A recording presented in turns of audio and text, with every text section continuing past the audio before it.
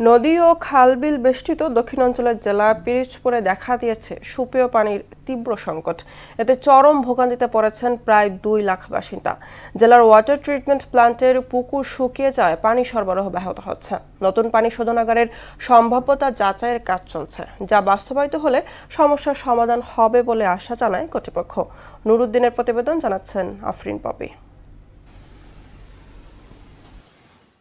নদী ও water treatment প্ল্যান্টের পুকুর শুকিয়ে যাওয়ায় তীব্র পানি সংকটে পড়েছে পিরোজপুর পৌরসভার একমাত্র ওয়াটার ট্রিটমেন্ট প্ল্যান্ট। এতে ভোগান্তিতে পড়েছে পৌরসভায় বসবাস করা প্রায় 2 লক্ষ মানুষ। দিনে দুবেলা 2 ঘন্টা পানি দেওয়ার কথা থাকলেও 1 ঘন্টাও মিলছে না পানি। মাঝে মাঝে একদিন পরপর দিচ্ছে পানি। ফলে চরম এই পানির সংকটে পিরোজপুর পৌরবাসীর দৈনন্দিন জীবন মারাত্মকভাবে ব্যাহত হচ্ছে। দ্রুত কার্যকর উদ্যোগ না নিলে পরিস্থিতি আরো ভয়াবহ হতে পারে বলে আশঙ্কা করছেন স্থানীয়রা। বর্তমানে পানি একবারের বেশি কোনো রকম পাওয়া যায়, তাও আপনার উজু গোসলের পানি হয় না। 1 ঘন্টা দেওয়ার কথা 2 বেলা, বিকালে সকালে, কিন্তু পানি দেয় 5 মিনিট 10 মিনিট দিয়ে বন্ধ করে।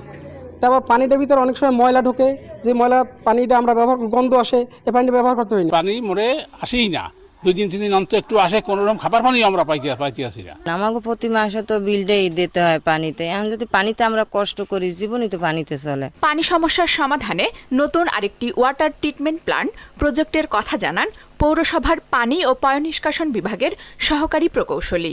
আগামী সামনে ডিসেম্বরের নাগাদ এফডি প্রজেক্ট, আপনার 7 টাউন প্রজেক্ট নামে এফডি ফ্রান্স সরকারের সহায়তায় আমরা নতুন একটা পৌর পানি শোধনাগার পাবো আমরা আশা রাখি। এইটা পেলে আগামী আপনার 20-30 বছরের জন্য পিরোজপুর পৌরবাসী পানির সমস্যার সমাধান হবে। পিরোজপুরবাসীর প্রতি ঘন্টায় 9 লাখ লিটার পানির চাহিদা থাকলেও উৎপাদন হচ্ছে মাত্র 3 লাখ লিটার পানি।